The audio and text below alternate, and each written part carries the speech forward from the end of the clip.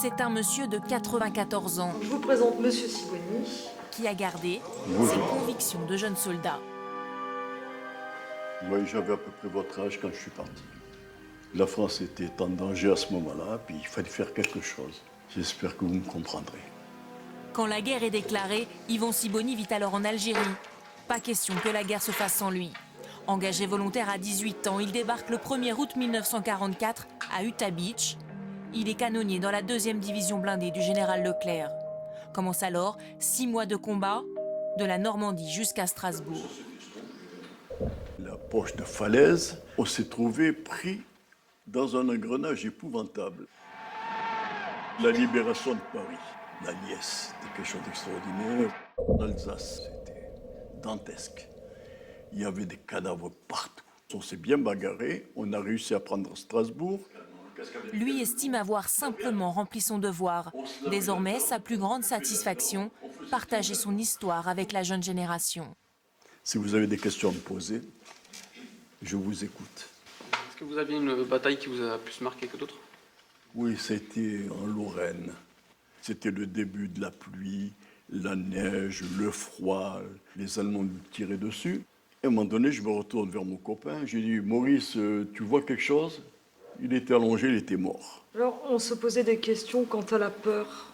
Ah, la peur, ça existe. Parce que celui qui me dit qu'il n'a jamais eu peur, je dirais c'est un menteur. J'ai eu la trouille, moi aussi, c'est comme tout le monde, croyez-moi. Hein. Le fait de tuer. Ah! On ne s'en rend pas compte. Le fait de tuer, c'est quelque chose d'épouvantable. Au début, ça impressionne, c'est terrible. Parce qu'on se dit, tiens, j'ai la vie de cet homme entre les doigts, entre les mains. Et puis après, ça devient une habitude, ma foi. Comme ça, c'est comme ça. Hein. C'est bête ce que je dis, mais ça devient une habitude. Et c'est idiot. Parce que la guerre, ça ne sert à rien. Merci d'être venu. C'est moi qui vous remercie. C'est nous qui vous remercions. Non, Le temps d'une rencontre, les cours d'histoire de ces apprentis en mécanique poids lourd ont pris une autre dimension. Vous êtes vraiment très gentil. On ressent les choses différemment par rapport à comment on nous explique ça en cours. Après, c'est vrai que c'est intéressant de vraiment se mettre dans la peau de M. Sibony pour voir comment ça s'est déroulé et tout ça. Quoi. À Washington, nous retrouvons nos lycéens normands en balade touristique devant la Maison Blanche. Petit moment de détente avant le dernier rendez-vous officiel du voyage, à l'ambassade de France. Ce jour-là, 70 ans après le débarquement, 11 vétérans américains reçoivent enfin la Légion d'honneur. Au nom du président de la République, je vous remets les insignes de chevalier dans l'ordre national de la Légion d'honneur.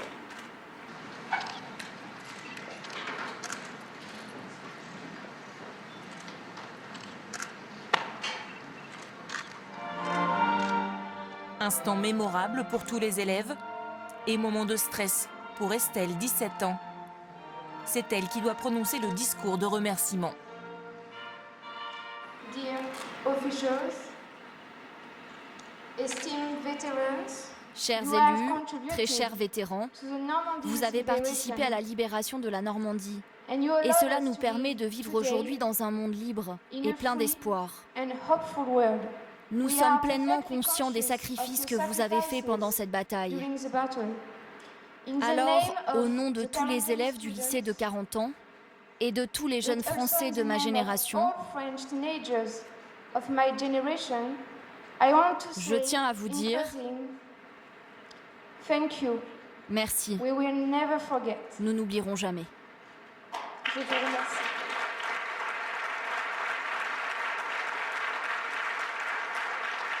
Avant de quitter Washington,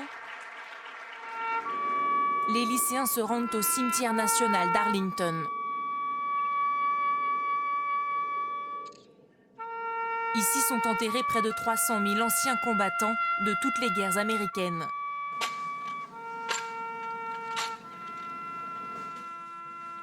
Devant la tombe des soldats inconnus, ils ont voulu rendre un dernier hommage à leurs libérateurs américains.